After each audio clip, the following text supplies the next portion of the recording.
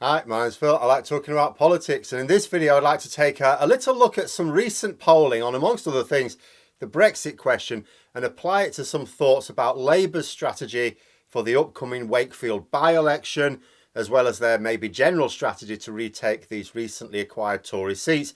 But first, if you'd like to be notified of daily news and politics, please subscribe to the channel and click the bell notification icon. So when it comes to reading things into polling, particularly Brexit polling, I think I've often had to pour cold water on it. Going to try and explain my attitude to statistical analysis with a joke. It's not much of a joke, mind you, it's a physics joke. So the word joke may be stretching it a little bit. Don't get excited. But 3 people travelling by train into Scotland one day. An engineer, a physicist and a mathematician. None of them have ever been to Scotland before. They pass into Scotland, they look out the window and they see a black sheep in a field.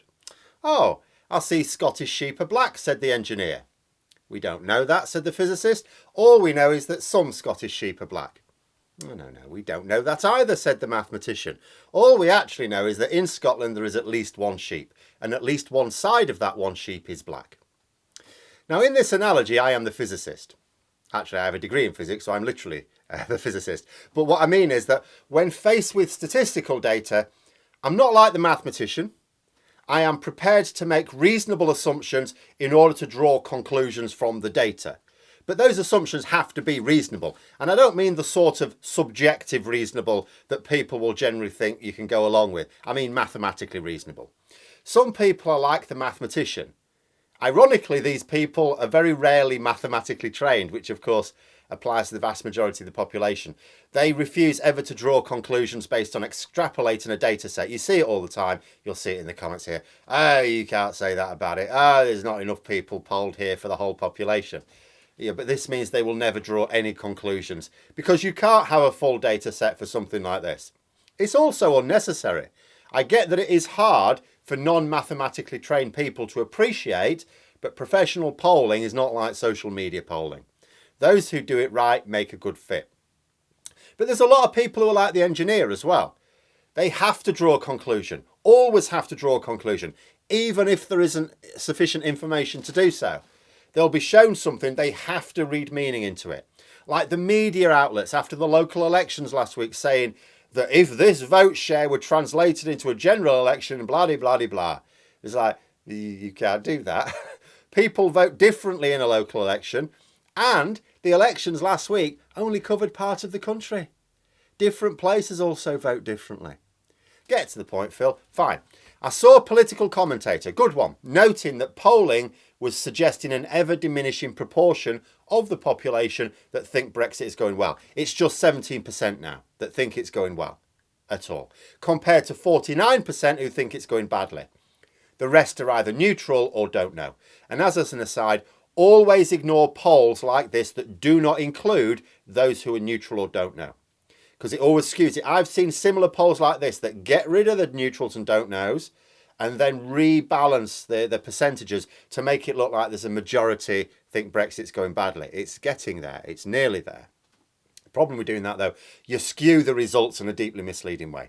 Now, some people might try and read into this. There are a lot of people who want it reversing. And I've seen it. I've seen people say that. "Oh, 49% think it's going badly, only 17% think it's going well. Therefore, there's a majority of people who want it to reverse. You know, they want us to rejoin." No, they just think it's going badly. They might want any number of solutions applied, including rejoining the EU or just rejoining the single market, or they may have no firm view on what we should do. They just know that the current situation is really bad. You know, the government should do something. Some of the crazy bastards will even be Brexit supporters. They think it's going badly because we're not Brexity enough. We're not doubling down on the crazy. We need to abolish the Northern Ireland Protocol or start a war with France. In fact, there was another recent poll showing that a majority of people didn't even think Brexit was actually done yet. Remainers more likely than Leavers to consider Brexit not done yet. But even amongst Leavers, more people think it's still not done than do. Finally, another recent poll was looking at various factors around Keir Starmer and Boris Johnson, as well as finding that Beergate was not adversely impacting on Starmer at all. So bad luck there, Daily Mail. It noted the issues that people thought Starmer should focus on. This will translate, of course, directly onto what voters want Labour to focus on. Top of the list was predictably the cost of living. 42%, this is what you should focus on in order for me to have a view about Labour and Keir Starmer. But 42% said, I want to know what you say about the cost of living. The highest polling issue that you might imagine crossing over with Brexit would be Britain's relationship with the EU. That was 31%, wanted to know Starmer's position on that. Now, there are a couple of other things to consider as well.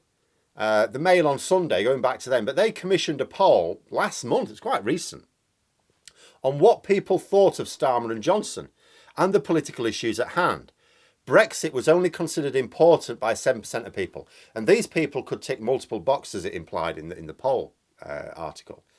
Only 7% of them really cared about Brexit one way or the other.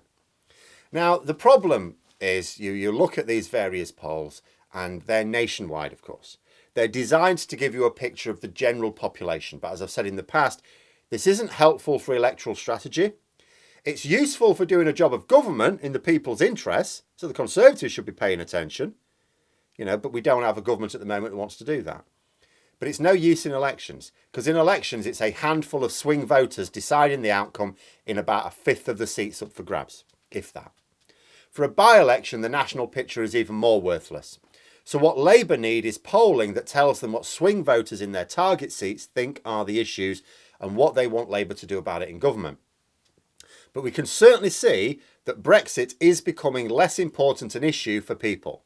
Increasingly, we see audience of Question Time refusing to go along with the hype now that we've left. They want to see some benefits, and they're not impressed they're not seeing any. We also saw an explicitly anti-Brexit Liberal Democrat candidate win North Shropshire last December.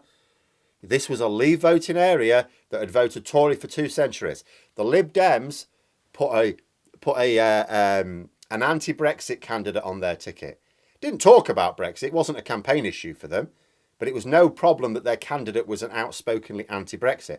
In fact, the Tories tried to make it a campaign issue. They tried to poke at her stance as a reason for voters to reject her. Didn't work. In addition, Wakefield specifically is turning away from the Tories.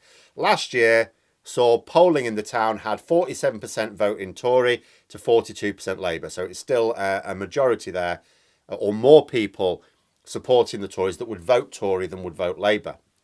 This year, 34% Tory, 51% Labour. The council's run by Labour, been doing for a while, and they've been doing well for the area. They've actually been running it well.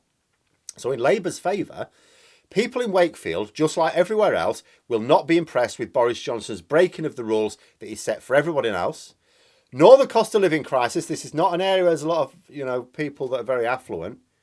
That people will be feeling the squeeze there, and they'll see Boris Johnson's doing nothing about it, and they'll hopefully see Labour going, well, we want to do this about it.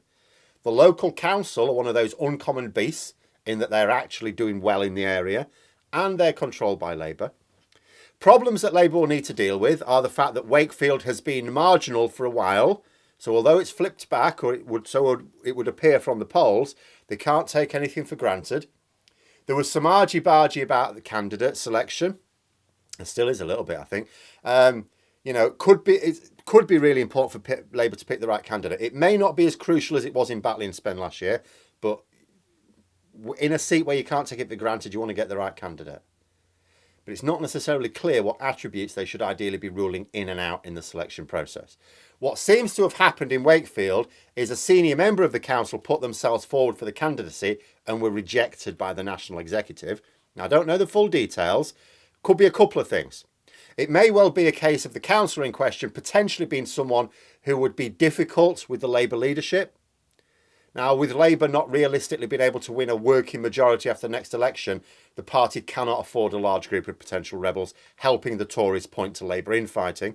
May not be that. It may just be some of the positions that this particular councillor has had on various issues in the past. They don't want it being dragged up, putting people off. I don't know. I'll tell you what I do know. This is the case. He has been ruled out. And to be fair to him, he hasn't made a big issue of it. And he said the most important thing was that Labour win, which is fair enough. Finally, there may be the Witchfinder General coming to town. Kremlin puppet and Tory enabler George Galloway. I don't know if Galloway has said anything about running in Wakefield. I can't really find anything for definite. But he rarely misses an opportunity to grift his way through by-election campaigns. and certainly did his best to trip Labour up in Batley and Spen last year. Maybe he almost succeeded, but thankfully all he actually did was expose that Owen Jones now campaigns directly against Labour these days. But on balance, you would think Labour should be in a very good position to win it. In fact, the bookies think Labour are the overwhelming favourites. So get a good candidate, get the local party activists fired up, and they can be the vanguard in retaking of the Red Wall. And they won't really have to talk about Brexit, because Brexit is an unimportant issue. That's what we're starting to see from polls now. You know, very few people think it's going well, so Labour don't have to say how they're going to improve it as such. I know they've got to make Brexit work. They don't really have to make that part of the by-election campaign. They don't have to talk about it at all. And I will just finish off by noting that although no date has been set for the by-election, you'd think the Tories will want it as soon as possible. You know, because if it's next month, things may be no worse for them. But if they delay it until July, Durham police will definitely have finished pissing about with Starmer's investigation. That'll give them a bit of a boost when they exonerate him. The Met Police may well have fined Johnson again for more parties and finished their work, which means the Sue Gray report may have been published by then as well. But those are my thoughts. Let me know yours in the comments below. I hope you found the video interesting. If you did, please click the like button, maybe even click on the join button if you'd be interested in memberships. And until next time, I'll see you later.